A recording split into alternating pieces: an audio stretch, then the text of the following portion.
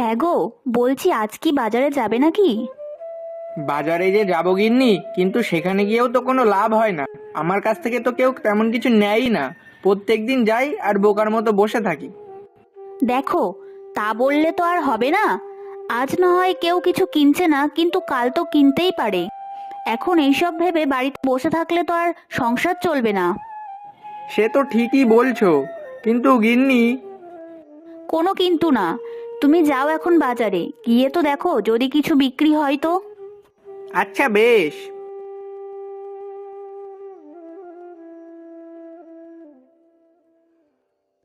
দুগ্গা দুগ্গা, মা গো মা, তুমি দেখো আজ যেন একটু হলেও কিছু বিক্রি হয়।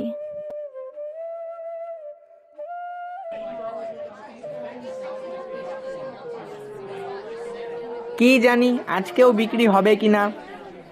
আসুন আসুন, ভালো ভালো পেঁয়াজ নিয়ে যান, কম দামে ভালো পেঁয়াজ। আসুন আসুন। কিরে রতন, পেঁয়াজ কত করে বিক্রি করছিস রে? আরে কাকা, নেও না, কম দামে বিক্রি করছি, মাত্র 40 টাকা কিলো। কি, এত কম দাম? হ্যাঁ গো দিদি। হ্যাঁ রে রতন, তা তুই এত কম দামে বিক্রি করছিস কেন? অন্য দোকানে তো তোর থেকে আরো বেশি দাম নেয়। কি করব কাকা, আমার দোকানে কেউই আসে না, তাই বাধ্য হয়ে দাম কমিয়ে দিয়েছি। না না, এতে নিশ্চয়ই কোনো ভেজাল আছে। নিশ্চয়ই খারাপ না হলে কেউ কি এত কম দামে বিক্রি করে? এমা, আপনি আর কি বলছেন? না না বাবা, আপনার দোকান থেকে নেব না আমি। কি বলবো কাকা বলো তো, বেশি দামে বিক্রি করলে লোক আসে না, আর কম দামে বিক্রি করলে লোকে ভাবে ভেজাল আছে। কি আর করবি বল, দুনিয়াটাই তো এখন অমন, কেউ কাউকে বিশ্বাস করে না। তা কাকা, তুমি কি কিছু নেবে? এক কাজ কর, আমাকে তুই কম করে 500 মতো দে। আচ্ছা বেশ।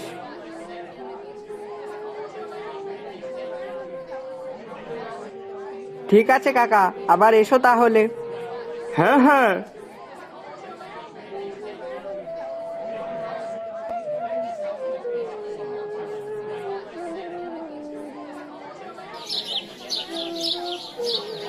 হ্যাঁ গো, বলছি আজকে কি কিছু বিক্রি হলো? আর বিক্রি? গিন্নি, তুমি আগে আমাকে এক গ্লাস জল দাও তো। হ্যাঁ, একটু বসো, আনছি।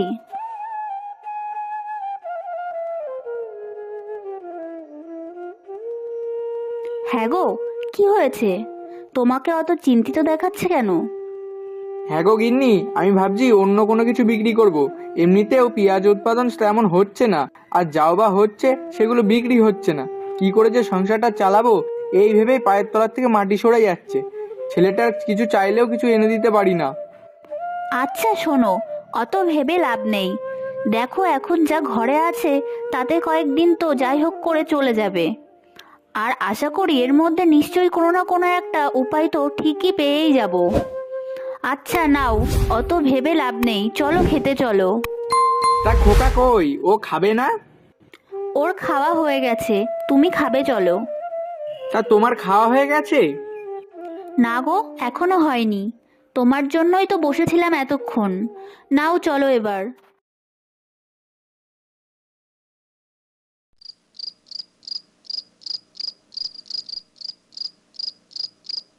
ও মামা, খিদে পেয়েছে, খেতে দাও না।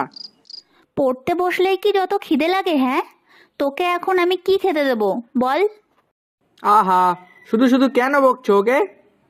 তা বকবো না তো কি করব? পড়তে বসলেই যত খিদে পায়, যত সমস্যা তখন হয়। তা আমি তো এতক্ষণ পড়ছিলাম নাকি। আচ্ছা গিন্নি, ঘরে মুড়ি আছে না? হ্যাঁ আছে। ঠিক আছে, চল বাবা, আমি আর তুই মুড়ি মাখা করে খাই। হ্যাঁ, ছেলেটার যাও বা পড়াশোনা হতো, তোমার এই আস্কারাতেও সেটুকু আর হবে না, যত সব। বাবা, তুমি ঝালমুড়ির একটা দোকানও তো খুলতে পারো। ঝালমুড়ি কিন্তু বেশ সুন্দর হয়েছে। হ্যাঁ গো, খোকা কিন্তু ঠিকই বলেছে। তুমি যদি ঝালমুড়ির ব্যবসা করো তাহলে কিন্তু ভালোই হয়, তাহলে পেঁয়াজগুলো শুধু শুধু বাড়িতে থেকে নষ্ট হবে না আর। বলছো? হ্যাঁ, তুমি এক কাজ করো, কাল না হয় একবার দিয়েই দেখো না কি হয়। হ্যাঁ বাবা, তাই করো। আচ্ছা বেশ, সে নয় হলো, কিন্তু আমি যে ঝালমুড়ি মেখেছি তাতে তো তেমন কিছুই দেইনি। এখন ঝালমুড়ি ব্যবসা করার জন্য তো মুড়ির দরকার হবে, তারপরে আরো অনেক কিছুই কিনতে হবে। এই যেমন ধরো চানাচুর, এতে যদি বাদাম, ধনেপাতা এসব দেওয়া হয় না, তাহলে আরো ভালো লাগবে। ঠিক আছে, কোনো অসুবিধা নেই।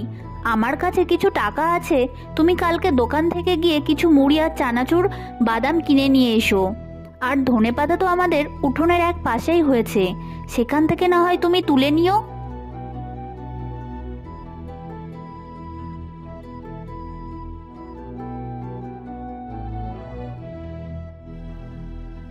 দাদা, আমাকে 1 কিলো মুড়ি আর 500 চানাচুর দিও তো। হ্যাঁ রে রতন, তুই এখন হঠাৎ এত মুড়ি চানাচুর দিয়ে কি করবি? আরে দাদা, একটা নতুন ব্যবসা করব, তার জন্যই লাগবে। নাও, আর দেরি করো না তো, তাড়াতাড়ি দাও। হ্যাঁ হ্যাঁ, এক্ষুনি দিচ্ছি, দাঁড়া একটু।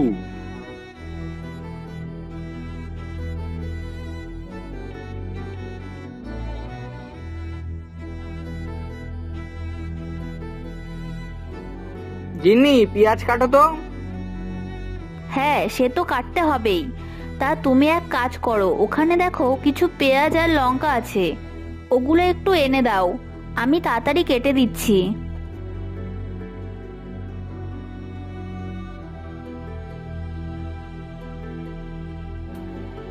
আসুন আসুন, ঝালমুড়ি খেয়ে যান। এই ঝালমুড়ি একবার খাবেন আর বারবার খেতে ইচ্ছা করবে।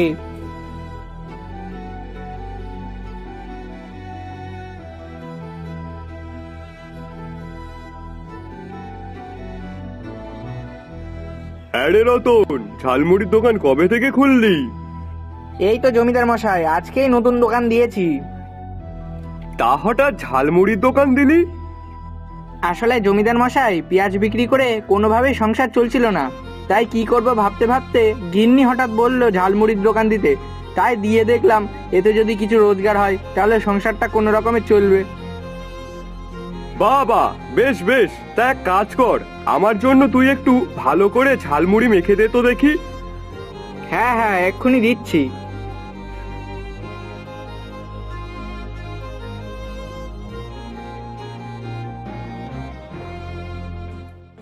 আহ রতন, দারুণ বানিয়েছিস তো। এই পচা, এই নে, তুইও খেয়ে দেখ। কি রে, কেমন লাগলো? আগে বাবু, হেভি লাগছে। রতনদা কি সুন্দর বানিয়েছো গো। তোমাদের যে ভালো লেগেছে, আমার কাছে এটাই অনেক। আচ্ছা শোন রতন, এবার থেকে তোর দোকানের প্রত্যেক দিনের কাস্টমার আমি, মনে থাকবে তো? হ্যাঁ হ্যাঁ, অবশ্যই। আচ্ছা বল, তোর কত হলো? ছি ছি, আপনি কি বলছেন? আপনি যে আমার দোকানে ঝালমুড়ি খেয়ে প্রশংসা করলেন, এটাই তো আমার সৌভাগ্য। আপনাকে কোনো টাকা দিতে হবে না। নিজের সংসারটাই চলে না, আবার উনি এসেছে ফ্রিতে খাওয়াতে। এই নে ধর। কিন্তু জমিদার মশাই, এ তো 50 টাকা, আর আমার ঝালমুড়ির দাম হয়েছে মাত্র 10 টাকা। তাই কি হয়েছে, রাখ তো তুই। আর শোন, এক কাজ কর, পারলে আর এক প্যাকেট দিয়ে দে, বাড়িতে নিয়ে গিয়ে খাবো। হ্যাঁ বাবু, ঠিক বলেছেন, ওটাই ভালো হইবে। হ্যাঁ হ্যাঁ, আমি এক্ষুনি দিচ্ছি। গিন্নি, ও গিন্নি, এদিকে একটু তাড়াতাড়ি আসো তো।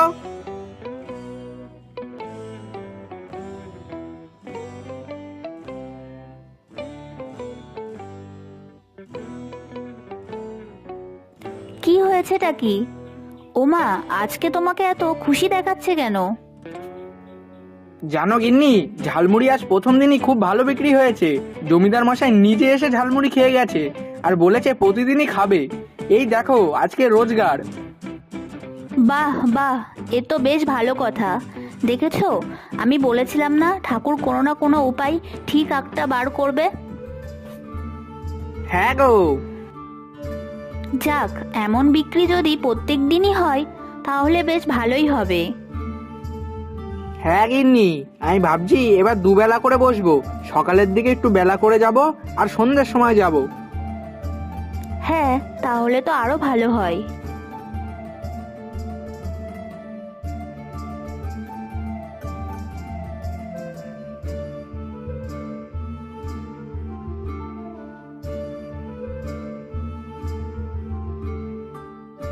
কালকের মতন যদি আজকেও বিক্রি হয় তাহলে বেশ ভালোই হবে।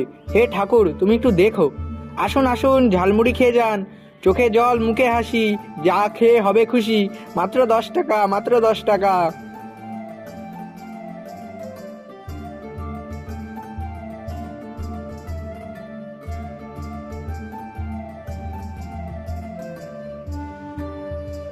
কাকু কাকু, আমাকে ঝালমুড়ি দেবে তো? এই নাও 10 টাকা। হ্যাঁ মা, অবশ্যই দেব।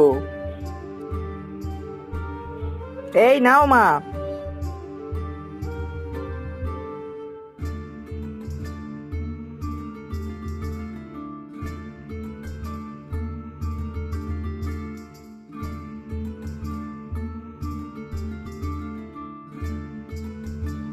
হ্যাঁ রে রতন, আজ তো দেখছি অনেক খরিদ্দার। ওই আর কি। যাক, এইভাবে ঝালমুড়ির ব্যবসা করে ভালোভাবে এগিয়ে যা। হ্যাঁ, আপনারা থাকলে অবশ্যই পারবো।